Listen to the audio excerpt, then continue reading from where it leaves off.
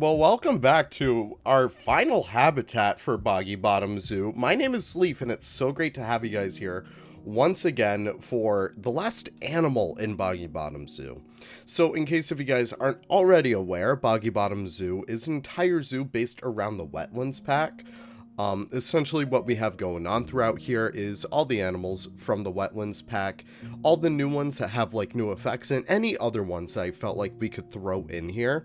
It's an Australian based zoo, so I really wanted to focus on a lot more Australian diversity and creatures in here, which is kind of ironic because we don't even have like kangaroos, but still we have a lot of other standout species in here, so I really wanted to get into that.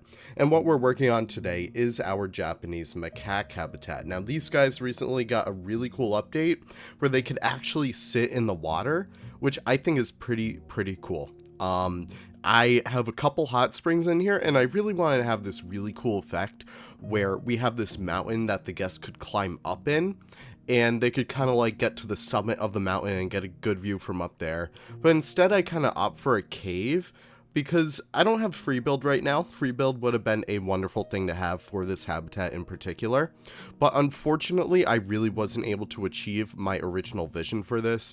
But I think what we end up over here with is a beautiful habitat nonetheless. It's very cool. It's kind of like this nice little, I don't know, it's like a nice little area where the macaques feel nice and secure. It feels very much like a secluded part of the entire zoo. It feels very peaceful, which is exactly what I want from this whole Japanese pop section.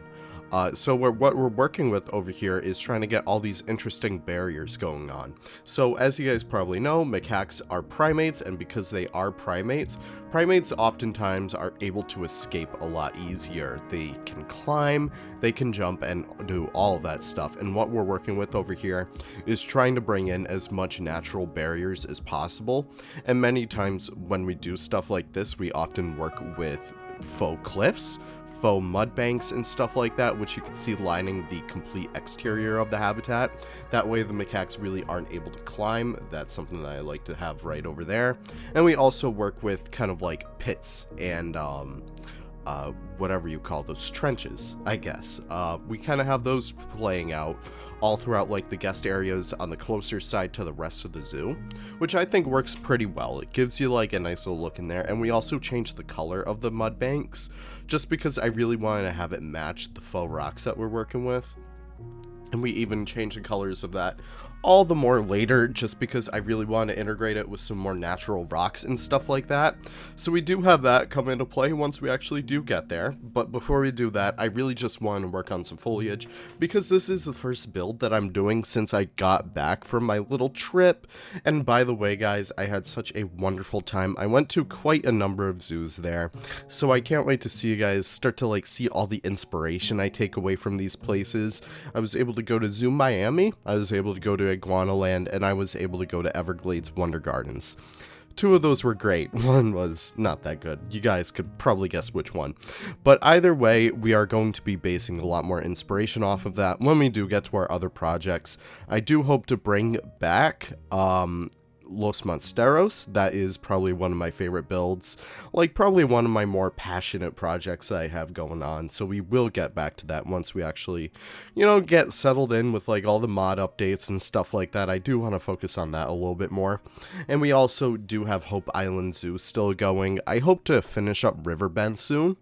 That project has been sitting on my pile for quite some time. I think all of this year, actually.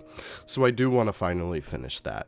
It's been a long time coming, so we'll get to that when we actually do get there. But in the meantime, we have a lot of stuff to finish for Soggy Bottom, or rather, Boggy Bottom. I keep on getting those two names confused. Soggy Bottom is how I refer to it in like all my files and stuff, because, I don't know, I originally wanted to call it that, but Boggy Bottom is just such a better name for it, I guess. I don't really know. But what you can see going on over here is just me getting the initial stuff for the habitat done. I really wanted to get like this nice big kind of like open look, with each area kind of having like a unique feature. Like, we have the hot springs in some areas. We have one that has some climbing frames. Another area has its own kind of form of climbing frames. And what we're working on over here is kind of like the shell, kind of like the spine of the actual cave itself. So what we do with that, we actually take the cladding pieces and we align them to the surface on top of those, and we actually kind of work with that as we kind of go through the entire thing. And what we're also doing over here is just getting some more of that trim, that path border kind of looking nice over there, because I do want to make sure that we do carry that on, and that is going to be a pretty big part of our next episode, which is the touch-up cleanup part of the entire series, as well as doing some stuff such as, you know, making the, I believe, the Danube crested newt habitat. We have that in the entrance, and we also decorate the gift shop with like a lot of different blueprints from the workshop. And yeah, it's just going to be such a fun episode. I hope you guys are excited for that, because I don't know, it's just so nice to see all the tiny parts of the zoo come together. I really didn't do anything like that for Sugar Pine. I probably should have, but maybe we could get season 2 for Sugar Pine going soon. But all that being said, just working on the rest of this habitat, making sure that everything looks nice, and you could see me really start to use the Tundra Rocks as best as I could over here. These, actually no, these are the Tundra Rocks, never mind. These are probably some of my favorite rocks in the game just because of how beautiful they look in color. And I was able actually to use a foliage, not a foliage, but a rock palette over here just to get like the proper colors going on, and I also did that for the mud walls as well.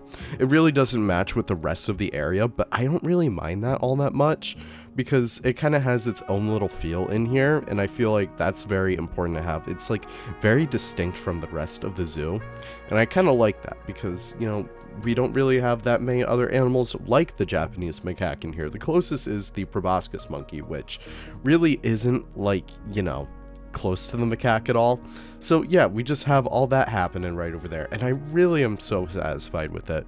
And we also play around with the watercolor, and we also play around with like the mist and like the bubbles in there, so it looks nice and perfect for these little guys to take their little lounge in. And we also work on a little bit more interior in here as well. We do a little bit of trim work for the glass. I really wanted to do what I was doing in Hope Island with the glass, with like, you know, those borders, but I really wasn't feeling it. I felt like it wasn't really necessary for this zoo. This one is more so kind of like loosely basing on realism. Meanwhile, Hope Island Zoo goes really hard on the realism aspect, so I have a lot of that stuff come into play. But for the time being, I really just want to have this all look mighty fine over here. And all the areas I wasn't able to get to, I just use the cladding pieces just to cover up like any unsightly parts, because I feel like combining the rock with everything else actually does have a nice effect in the end. And we also add another piece right over there. I don't know, I just really do like that. It felt very, very wholesome in there. Making our way throughout here as well, adding some rocks into the trench, because this really wouldn't be an area that would get a lot of love. So you would have like weeds and rocks and rubble down there, and once we actually do get to the foliage part of the build, you can see a lot more of that come into play. But as we make our way throughout here, just adding as many rocks as possible, because I felt like this would be a pretty rocky habitat, because the macaques would either be in the water, or they would be climbing, or on those little hot springs baths that we kind of stole from the capybara exhibit. And we also have a few, like, you know, torii gates and stuff like that throughout the entire build as well. And we're also trying to hide some faux rocks up here as well, just to give it a little bit more color, give it a little bit more texture. I felt like it looked pretty good in the end, because look at that. Look at, like, the synchronization between the two kinds of rocks. It looks pretty good, and once we actually do get some foliage up there as well, it looks even better. And just hiding it more with some faux rocks, I don't know, it's just very nice. Like the rubble up there looks pretty good.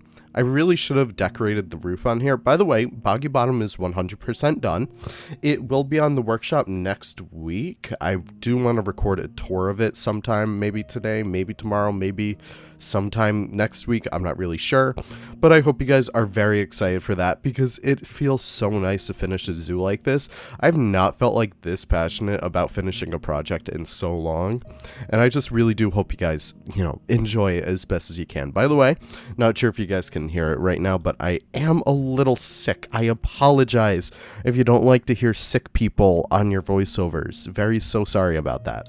But unfortunately, the show must go on, and I love to stay with you guys. By the way, I hope you guys are alright that I did shrink our schedule down to 6 videos a week.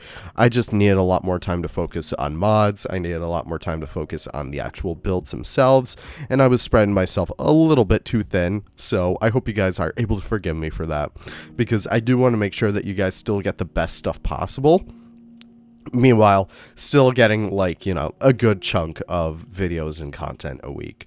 It really does mean a lot to me that you guys are able to support me every single day. I just ask you guys, hey, go back and watch another one that you might have missed some other day. I'm not really sure. But what we're adding over here are a few support beams. I really just want to make sure that you have a little bit more shade happening over there, because the worst thing in the world is getting glare on glass, especially in zoos, because you can't see the whole exhibit.